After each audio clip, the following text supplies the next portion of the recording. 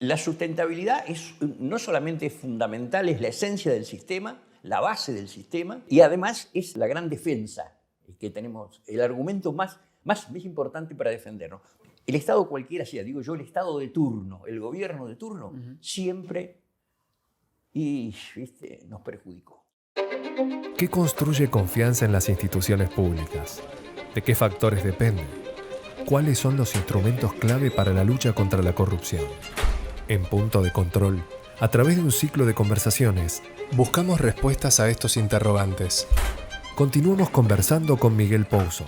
En este episodio, analizamos el déficit del Instituto de Previsión Social de la provincia de Buenos Aires.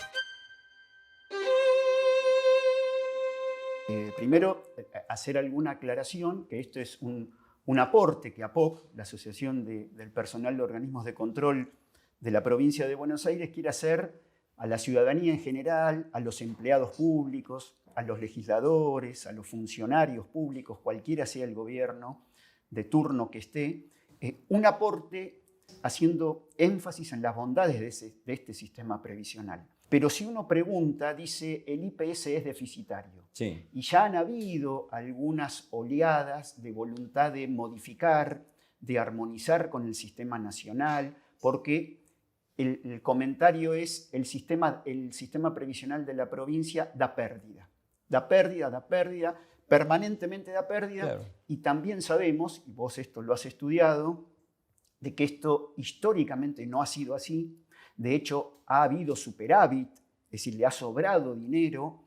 Ese sobrante de dinero, el gobierno le ha dado letras previsionales al Instituto de Previsión Social como una forma de dejar declarada este préstamo o esta toma de dinero que hace el gobierno, producto de este superávit del instituto.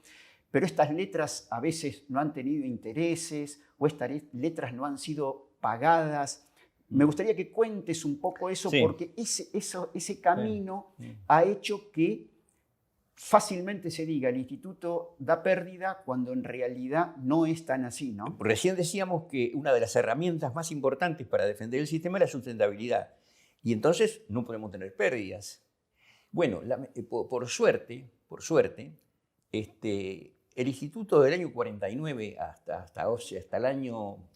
hasta el 18, 19, nunca tuvo pérdidas. Siempre fue superavitario. Es decir, se pudo recaudar más de lo necesario, ¿te das cuenta?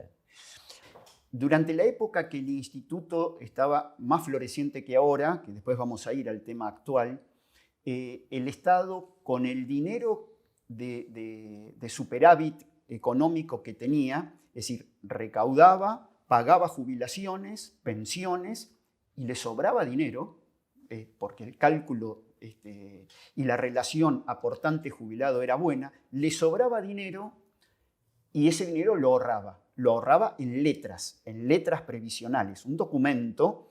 ¿Qué pasó con esos ahorros? Claro, ¿Qué pasó mirá, con las letras? Yo te cuento un poco la historia. Esto es viejo, pero es importante. De eso, ¿no? La historia de eso, que es la historia de decir, el gobierno de turno siempre te quiere jorobar, si quiere llevar la plata. Y durante una época, la ley establecía que si, por ejemplo, sobraba dinero, ese dinero pasaba a ser del Estado, directamente. O sea, vos recaudabas durante el año y pagabas. Lo que te sobraba, que tendría que incrementar tu patrimonio para invertirlo y, y darle más fortaleza. No, el gobierno se lo llevaba. Entonces, en el año 80, cuando se hace la nueva ley, dijeron, esto es un disparate. Entonces, por eso que dice, acá hay una deuda, porque el Estado procedió mal, el Estado se quedó con plata del instituto, y eso está en el artículo 6. Bueno, esa deuda nosotros, lamentablemente, hoy día la estamos peleando. Y desde el año 1980. 80. Es decir, ¿está calculada esa deuda? ¿Cómo? ¿Cuánto el Estado o el gobierno le debe? Inclusive no prescribe, Pedro, porque dice esta deuda no prescribe con el pago, o sea, no prescribe nunca. Está vigente, Pedro. Aún hoy se están generando intereses de esa deuda. Te digo más, Pedro, hicimos una denuncia nosotros de ese tema ante el Tribunal de Cuentas, la Contaduría y todo lo que... La justicia también. La justicia también. La respuesta es que nadie sabe nada sobre esa deuda. Las denuncias que hemos planteado, como decir, en defensa del sistema y qué sé yo qué, terminan en que sí, bueno, nadie sabe nada del tema, quedó así. Ese es un poco el tema. Ahora, el tema de las letras. Claro, como durante esa época nos robaron la plata, el gobierno nos robó la plata, hasta que salió la ley en el año 80, pero a partir del 80, ¿cómo quedó la cosa? El gobierno se compromete a darme un pagaré, una letra, por eso. Se queda con la plata, pero por lo menos yo la capitalizo como crédito y figura en mi haber. Bien, a ver, para que se entienda, el instituto recauda, Le sobra, paga las jubilaciones y pensiones, le sobra dinero. y ese dinero se lo tiene que dar, se lo porque está lleva el establecido el- al Ministerio de Economía, y el Ministerio de y Economía el le Ministerio da le da letras. un pagaré. Por lo menos Claro. el robo, la expropiación se paró. Ahora, ¿qué pasa? Esas letras empezaron a crecer, porque sobraba. Perdón, para entender, el hecho de que haya letras significa que el instituto era superavitario, es decir, Por supuesto. rendía el dinero, Por no estaba en déficit. Esa es una prueba Clara. de que desde el 49 hasta ahora, hasta el 18, 19, el instituto le sobró plata siempre, porque funcionó perfectamente. Quiere decir que esa es el gran argumento que tenemos para decir, este es el mejor sistema. Vos me preguntabas, creo, al principio, si no era el mejor sistema o cuáles eran las pruebas del mejor. La mejor prueba que esa es. Siempre tuvimos superávit. Bueno, ¿qué pasa? Pero hoy no hay letras. No, claro. Hoy no hay letra. Nosotros llegamos a tener hasta el año 2019, el total de letras a cobrar eran 14.000 millones de pesos. Que eso nos daban más o menos 2.000 y pico de millones de pesos de renta. Era poquito, pero nos daba. Bueno, en el 19, en el gobierno de Vidal, el ministro, Lacunza, dijo, acá no hay más letras. Se terminaron las letras. Porque claro, las letras no solamente era un reconocimiento de la deuda o de la plata que se quedaban, sino que además tenían que pagar intereses por eso. Claro. Pero evidentemente, claro, se aprovecharon de una situación que empezó a tener déficit el instituto. Claro. Porque el instituto tuvo un problema. El nuevo gobierno congeló un poco las vacantes. Claro, de hecho, en la gestión de Vidal, lo que muchos gremios o casi todos denunciamos de alguna manera o decíamos que no era un buen rumbo, porque el gobierno empezó a contratar personal, pero en el formato de monotributista, en lugar de ingresar al Estado. Claro, y Entonces, aportaban al sistema nacional. Claro. Dejaron de aportar acá. Pero pagábamos los sueldos. Por eso. Es decir, no crecimos, o sea, no tuvimos aportantes. Claro. Y tuvimos que seguir pagando jubilaciones. Bueno, eso generó un desequilibrio. Y en ese desequilibrio no son exactamente las mismas cantidades que ellos dicen. Está bien, pero sin entrar en números. Pero hay un desequilibrio. Pero conceptualmente, ¿qué pasó? Tuvo que empezar a seguir pagando jubilaciones y no entraba el dinero suficiente para pagar. Entonces, utilizaba esas letras. Es decir, ¿qué hace con las letras? Las canceló. Las canceló, en 3 años las canceló. O sea, el déficit que teníamos lo cubrimos con eso, que estaría correcto. Yo tengo un crédito, el gobierno me va a dar, me daba plata, bueno, entonces la plata que me dio, cancela el crédito y yo lo pago con mi mismo crédito. Bien. Quiere decir que ese déficit que tuvimos lo pagamos nosotros. Claro. O sea, ni el Estado tuvo que poner plata. Perfecto. Porque el Estado pone un poco de plata, pero pone plata para pago de cosas que no son jubilaciones. Claro, las pensiones no contributivas. Las pensiones no contributivas, por ejemplo, las monjas, las manzaneras, los veteranos de Malvinas, los caídos en la revolución, qué sé yo, que ya van quedando poquitos. Esa plata que la paga por la caja del instituto, el gobierno te la da. Eso es correcto, porque es algo que no tiene nada que ver con el sistema jubilatorio. Lo que pasa es que se utiliza la institución como pagadora de eso, pero no. Es el gobierno, ahí estuvo bien el gobierno de turno, que no sé de cuándo arrancó eso, estuvo bien y los gobiernos respetaron eso. Salvo ocurrió algo en el año, en la época de Batakis. A Batakis se le ocurrió un día decir, no, bueno, no te doy más la plata. Batakis en ese momento, ministra de Economía de la provincia. No te doy más la plata. Cuando yo veo en el presupuesto que no estaba mal, digo, pero ¿cómo puede ser esto? ¿Dónde está la plata que nos tienen que dar para pagar todas esas cosas que no tenemos nada que ver? No estaba. Y no estuvo. Bueno, ahí nosotros hicimos una movida bastante grande. ¿Y quién lo tuvo que afrontar? ¿El Instituto de Previsión con recursos propios? Claro. Ahí lo pagamos nosotros, con la alcancía, la plata del patrimonio nuestro, de los jubilados, para pagar eso. Y además nunca me la devolvieron. Ahora en el 13 volvieron al sistema anterior aparte. Ahí por suerte se corrigieron, porque claro, hicimos una movida muy grande. La gente del instituto en ese momento que estaba nos ayudó. el presidente del instituto habló con la ministra, qué sé yo, y lo canceló. Pero nunca me lo devolvieron, eso se da cuenta. Y contame con estas correcciones, yo sé que hubo una modificación, porque la ley de presupuesto de la provincia, la ley de leyes, establece algunas pautas que ordena la estructura del Estado, e históricamente el instituto estaba dentro de un capítulo que tiene una característica y después eso se modificó y pasó a estar en otro capítulo. Quiero que me cuentes eso y qué connotaciones trae eso. Eso es un ejemplo que yo te decía de que el Estado, el gobierno de turno siempre nos ha jorobado, por no decir otra palabra. La autonomía, la independencia del instituto de sus fondos estaba previsto en la ley de presupuesto como un organismo fuera de la administración centralizada. Claro. La Constitución es la que está dando la solución a esto.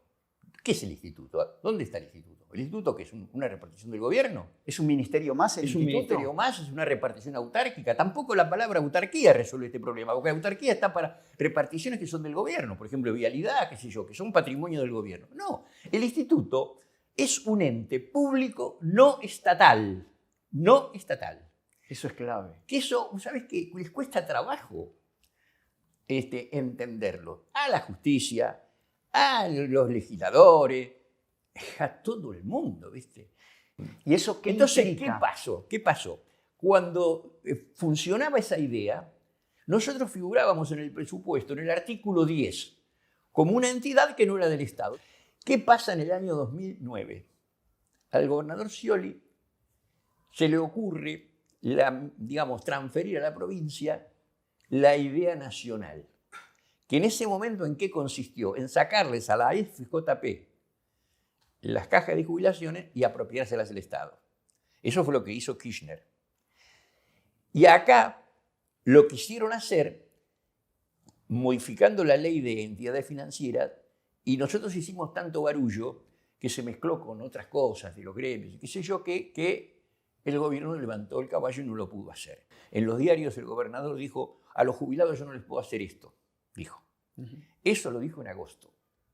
En noviembre, al ministro de Economía de ese momento, Perelmiter, dice: lo pongo en la ley de presupuesto. Entonces la saco del artículo 10 y la meto como una entidad del Estado en el artículo 2.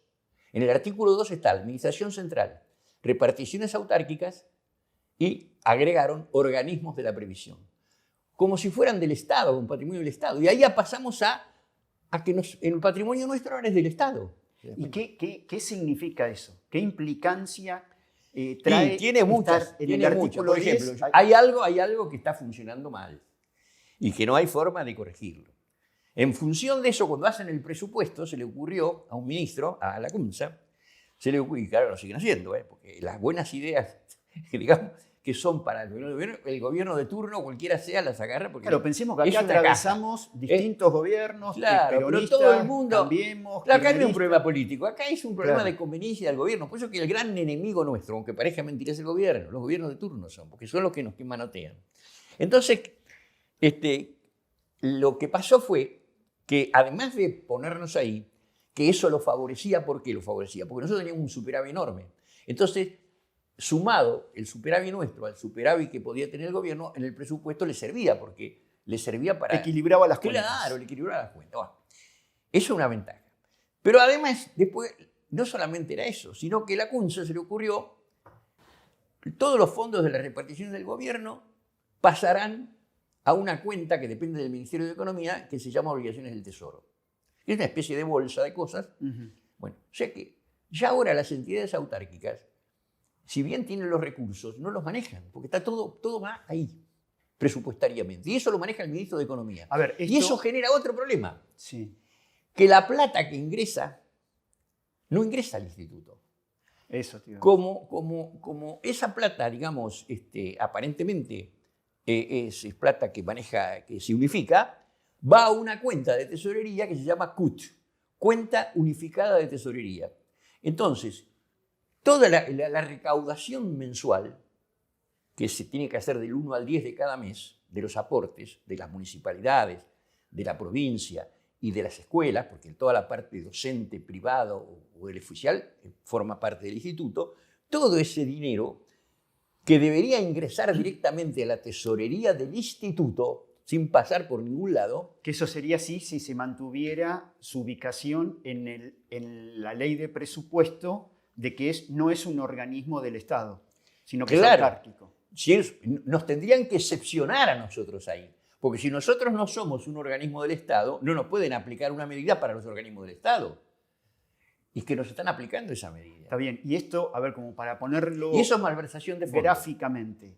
Si el IPS recauda y con lo que recauda paga la jubilación, y yo tengo un excedente, con ese excedente puedo, no sé, mejorar los sueldos de los empleados del instituto, darle préstamos a los jubilados, aplicar, no sé, un triple aguinaldo, digo cualquier cosa. Tengo manejo y maniobra económica para beneficio de los jubilados y jubiladas. Es decir, ahora, ya no administro esa plata. No, te dan solamente lo que necesitas para pagar la jubilación. El resto ni siquiera te lo dan. No te lo roban. Te lo adjudican a una cuenta y aparece como crédito. Ah, sigue quedando No te lo registrado. roban, no te lo roban. A eso no llegan, pero están malversando los fondos. Punto de Control es un podcast original de la Asociación del Personal de los Organismos de Control de la Provincia de Buenos Aires. A través de diversas acciones como este ciclo, APOC busca forjar instituciones estatales transparentes y socialmente útiles en beneficio de los ciudadanos. Seguinos para conocer nuevas historias comprometidas con la sociedad.